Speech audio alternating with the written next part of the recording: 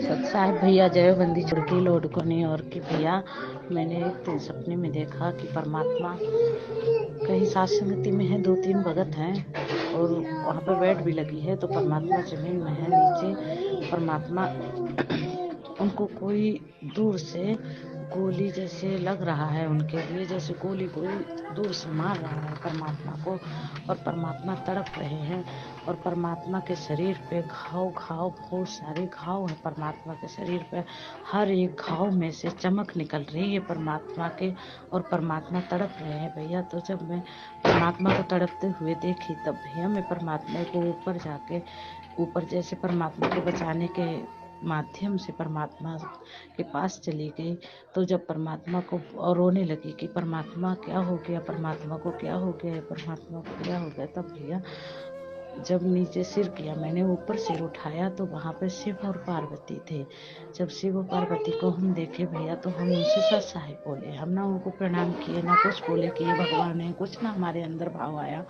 बस हम उनको सत साहिब बोले। सत साहिब बोल के जिस बहन के घर सात संगति थी उस बहन के भगत जी बहुत सारे महात्मा संतों को लेके आ रहे हैं, पीले कपड़ा वाले पहने हुए आ रहे हैं। तो हम बोल रहे हैं बहन जी ये क्या हो रहा है, आपके भगत जी तो बाहर से सारे संतों को लेके आ रहे हैं। और परमात्मा का ऐसा थोड़ी होता है कि कोई सात संगति करे तो संतों को भंडारा कराए। वो बहन भंडारा बना रही है। हम बोले हम तो यहाँ पे 1 मिनट भी नहीं रुकेंगे, हम यहाँ से जा रहे हैं।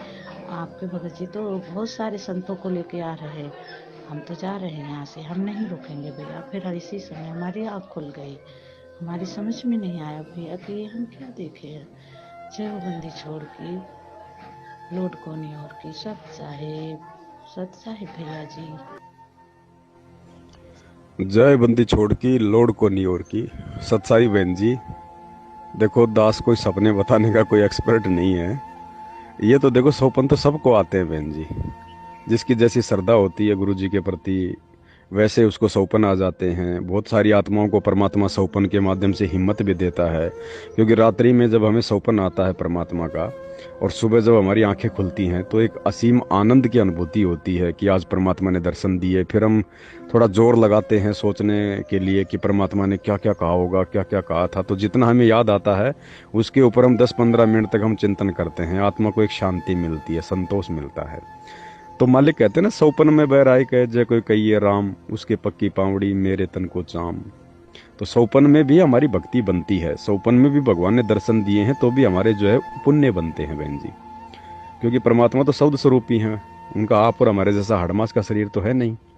तो दास की तो जितनी बुद्धि काम करती है बहन जी, उस आधार से जैसे आपने बताया कि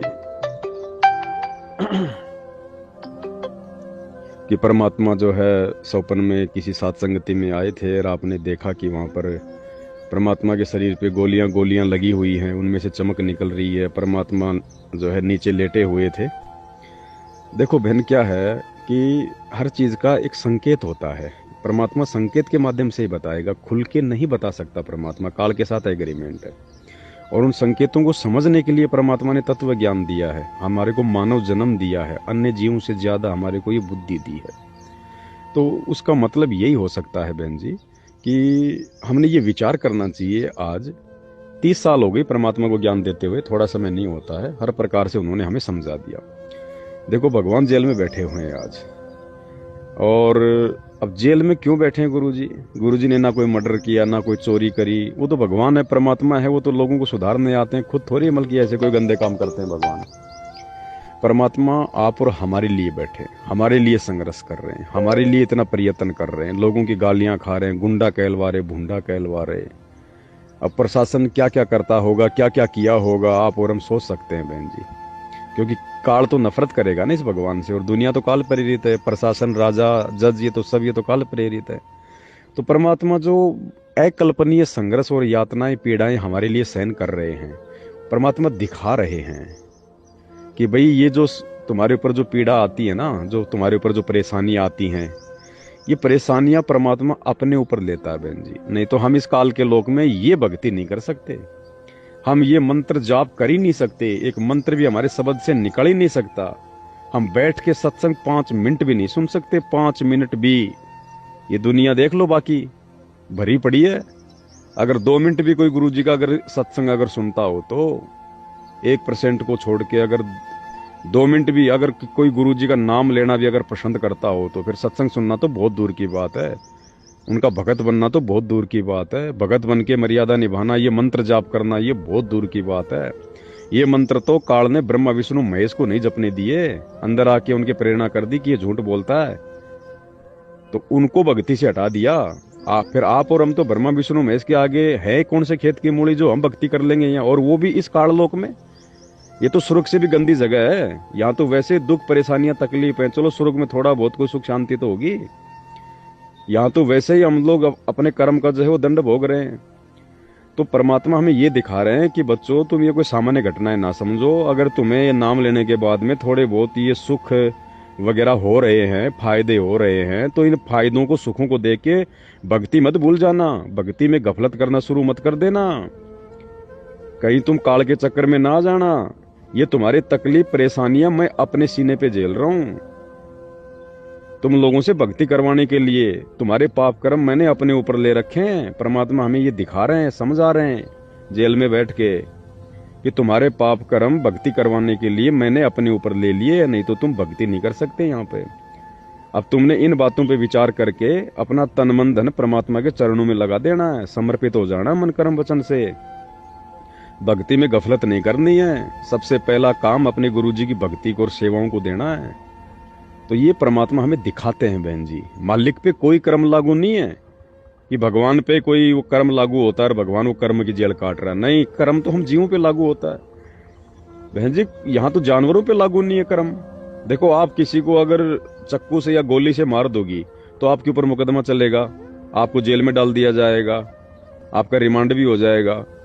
और कोई बैल अगर किसी आदमी को पीछे से अगर सींग उसके पेट में घुसा दे, उसके पीठ में घुसा दे और वो आदमी मर जाए, तो बैल के ऊपर कोई मुकदमा नहीं चलता, कोई उसके ऊपर इंक्वायरी नहीं होती, कोई उसको जो है कोर्ट में पेश नहीं करता, ना उसको जेल होती है, ना उसका रिमांड होता है। ठीक है, तो ये सारे कर्म बहन जी इंसानों पे लागू है। जब जानवर पे लागू नहीं है तो भगवान पे कहां से लागू हो जाएंगे। लेकिन भगवान फिर भी बहन जी एक आम व्यक्ति की भूमिका निभाकर काल की नजरों में, क्योंकि परमात्मा शो नहीं करता, और वरना गुरुजी कहते ना अगर उसको पता चल जाए कि ये भगवान है तो उसका भी कालजा फट जाए, कालजा। तो हमारे पाप कर्म, हमारे ऊपर आने वाली समस्याएं, दुख या तकलीफ, ये हमारे हिस्से की जेल थी बहन जी, जो परमात्मा काट रहे हैं 10 साल से। ये आप और हमारे हिस्से की जेल थी। सोचो, अगर ये परमात्मा हमें ना मिलता तो उस समय हम क्या कुकर्म कर रहे थे, हम कितने घटिया कर्म कर रहे थे। और उन कुकर्मों के चलते कोई अपनी पत्नी को मार देता, कोई वैसे लड़ाई झगड़ा कर लेता, कोई चोरी जारी कर लेता, कोई रिश्वत के मुकदमे में कहीं होता, कोई शराब पी पी के जो है मतलब हॉस्पिटल में पड़ा होता, किसी का एक्सीडेंट हो गया होता, कोई एक हाथ कट गया होता, अपने घर पे पड़ा होता। तो ये हमारे वो कर्म हैं, उन कर्मों को परमात्मा ने अपने ऊपर ले लिया और हमारे हिस्से की जेल परमात्मा काट रहे हैं हमसे भक्ति करवाने के लिए। और यदि हम वर्तमान में भक्ति नहीं करेंगे, मर्यादाओं में रह के अपने गुरुजी के प्रति समर्पित होके, तो परमात्मा इतना नाराज हो जाएगा, इतना नाराज हो जाएगा, असंख्य युग तक हम लोग मानव शरीर को तरस जाएंगे, मानव शरीर को 84 में पड़े रहेंगे, नरक में पड़े रहेंगे। गुरु मानुष कर जानते वो नरक ये अंध, ओमे दुखी संसार में फिर आ गई यम के फंदे। तो पहला संकेत तो ज्ञान आधार से ये है कि हमने भक्ति को अब वर्तमान में कितना सीरियस लेना चाहिए। जरा सा भी माइनस पॉइंट अब हमने किसी भी बात को लेकर काल को नहीं देना चाहिए। दूसरा बहन जी, फिर आपको परमात्मा ने, जब आपने परमात्मा को देखा तो फिर परमात्मा ने शिव जी और पार्वती का रूप दिखा दिया। लेकिन आपने जैसे शिव जी और पार्वती के रूप में गुरु जी को देखा तो आपने ना उनके जो है मतलब उनको पार्वती या शिव जी समझ के ना उनके कोई पैर छुए, ना कुछ और किया, आपने केवल जो है कि सत्साई बोला। तो ये भी हमारी ये परीक्षा है, ये हमारी ये परीक्षा है कि हमने जिस रूप में अपने गुरु जी को देखा है, जिस रूप में हमने भगवान को देखा है अपनी आंखों से अपने सामने, तो कौन से रूप में देखा है? संत रामपाल जी के रूप में देखा है। तो हमने अंतिम श्वास तक संत रामपाल जी के रूप में ही परमात्मा को देखना है, वो चाहे धरती हो, चाहे त्रिकुटी हो, चाहे सतलोक हो। अगर इनके रूप में अगर कोई दूसरा आ जाए, या बार बार जैसे एक बार संत रामपाल जी बन जाए, दूसरी बार कोई दूसरा बन जाए, कोई देवता बन जाए या कोई भगत बन जाए, है ना, तो भी हमने संत रामपाल जी तो भगवान है, परमात्मा है, तो लाखों लाखों करोड़ों रूप बना सकते हैं। ये तो ब्रह्मा विष्णु महेश का रूप भी बनाते हैं। सारे काम ये ब्रह्मा विष्णु महेश का रूप बना के सारे काम करते हैं। परमात्मा सबके काम सारते हैं। गोवर्धन पर्वत परमात्मा ने श्री कृष्ण का रूप बना के उठाया है। सुदामा के 3 मुट्ठी चावल परमात्मा ने श्री कृष्ण का रूप बना के खाया। रावण की नाभि में तीर परमात्मा ने राम रूप बना के किया। भागते हुए शंकर को भस्मासुर से बचाने के लिए परमात्मा ने पार्वती का रूप बनाया है। राजा बलि की 100वीं यज्ञ खंड करने के लिए भगवान ने विष्णु का रूप बनाया। ये क्या नहीं कर सकता परमात्मा? ये तो भगत का रूप बना ले, देवताओं का रूप बना ले, ये तो समर्थ है, सभी सिद्धियों का स्वामी है। लेकिन हमारे लिए क्या आदेश है परमात्मा का वर्तमान में, इस मानव जन्म में, इस धरती पर, इस भक्ति मार्ग में, कि हमने जिस रूप में अपने गुरु जी को देखा है, जिस रूप में हमने भगवान को देखा है, जिस रूप में हमने उनसे नाम दीक्षा ली है, हमने केवल गुरु जी के उसी रूप को अपना बाप मानना है, केवल उसी रूप में आस्था रखनी है। बाकी गुरु जी अगर आपका रूप बना ले, मेरा रूप बना ले, किसी तीसरे भगत का रूप बना ले और कहे कि बेटा मेरे चरणों में धोख लगा, मैं ही हूं तेरा गुरुजी, तो भी धोख नहीं लगानी हमने कि नहीं गुरुजी ये मेरी परीक्षा है, आप अपना विधान नहीं तोड़ सकते मालिक। मेरे पति, मेरे परमात्मा, मेरे गुरुजी, मेरे भगवान आप हो, आप अपने वास्तविक रूप में आ जाओ परमात्मा। फिर आपके चरणों में तो क्या परमात्मा, मैं तो आपका खून, मैं तो मेरे खून का जो है वो टपका मैं आपके चरणों में चढ़ा दूंगी। तो ये हमारी परीक्षा है। परमात्मा किसी भी तरीके से परीक्षा लेगा बहन जी, क्योंकि काल हमें जिन जिन तौर तरीकों से हमारे को शरीर छोड़ने के बाद में ठगेगा, या यहाँ पर भी वो ठगेगा दूसरे भक्तों में प्रेरणा करके, हमने उस ठगी के तरीकों से सावधान होना है। अब भक्ति मार्ग में अपने गुरुदेव के अलावा हमने किसी में भी आस्था नहीं रखनी। चाहे कोई दाढ़ी मूंछ वाला भगवान उतर के आ जाए, चाहे गुरुजी 50 रूप बना के खड़े हो जाएं कि ये सारे रूप मेरे ही हैं, तो भी नहीं। जब हम परमात्मा के पहले वाले रूप में कोई आस्था नहीं दिखा रहे वर्तमान में, ना 650 साल पहले वाली फोटो को हमने घर से निकाल दिया जिस रूप में भगवान आए थे, हमने गरीबदास जी के फोटो को अपने घर से निकाल दिया जिस रूप में परमात्मा 300 साल पहले आए थे, ना हम और किसी रूप में परमात्मा को हम देख रहे, तो ये गलती हम कैसे कर देंगे?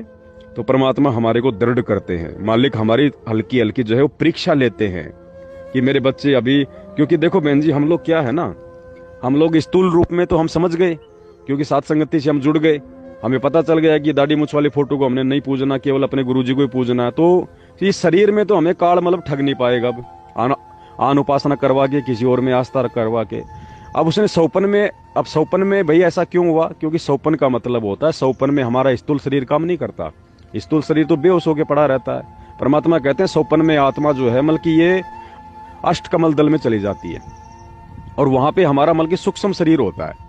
तो सूक्ष्म शरीर की परीक्षा होती है सौपन में, कि हम त्रिकुटी पर हमारे सूक्ष्म शरीर की, जब हम त्रिकुटी पे जाएंगे तो हमारे सूक्ष्म शरीर की तो परीक्षा होगी। स्थूल शरीर को तो लोग यहाँ पे जला देंगे, तो सूक्ष्म शरीर में भी तो परमात्मा हमारे को तैयार करेंगे ना कि हमारी आस्था कहाँ है।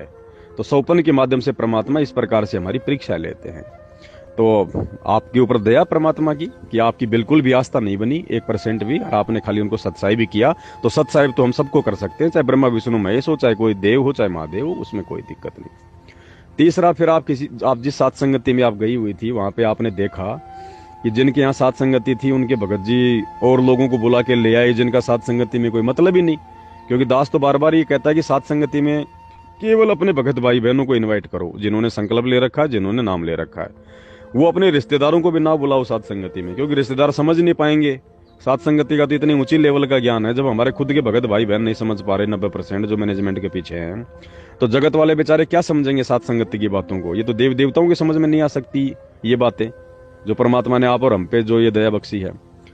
अब उनके भगत जी साधु संतों को बुला के ले आए, औरों को बुला के ले आए, यानी सात संगतियों के विरुद्ध उन्होंने वहां पे वो काम किया। क्योंकि जब जगत वाला आके बैठ जाता है तो बहन जी हम फिर अपने मन की बात नहीं कर सकते, जो बातें हमने जो है वो करनी है। मालिक कहते ना, कबीर तहाँ जाइए रह संतन की प्रीत, मन मिले और इष्ट मिले, मिले सकल रस रीत।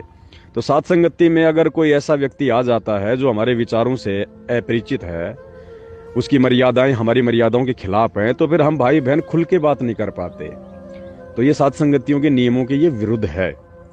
वैसे कोई आ जाए तो बात अलग है, लेकिन हमने नहीं बुलाना। तो भगत ने बुलाया, साधु संतों को ले आया बुला के, तो आपने वहां भी आपने समझदारी दिखाई कि भैया आप ये क्या कर रहे हो, हम यहाँ पे परमात्मा की महिमा करने आते हैं, परमात्मा की जो है हम लोग चर्चा करने के लिए आते हैं, क्योंकि हमें पता है कि भगवान कौन है, परमात्मा क्या है।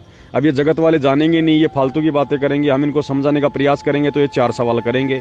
तो हम यहाँ पे कोई सवाल जवाब करने थोड़ी आए, हम तो भगवान की महिमा के लिए आए हैं, अपनी आत्मा की जो है वो तृप्ति के लिए आए हैं।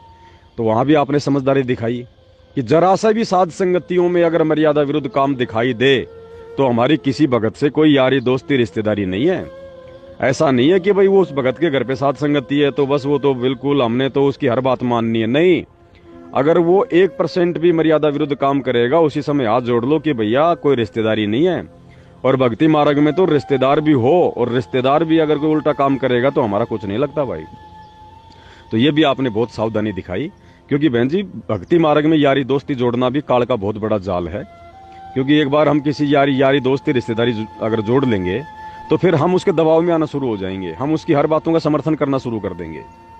और फिर काल क्या करेगा, परमात्मा ने क्या बताया कि तुम्हारे किसी मित्र के रूप में भी तुम्हारे को ठग लेगा काल, वहां पे तुम्हारे मित्र का रूप बना के। क्योंकि तुम्हारी आदत वही है कि वो जैसा कहेगा वैसा तुम करोगे, उसकी बात को तुम लोग मना नहीं कर सकते।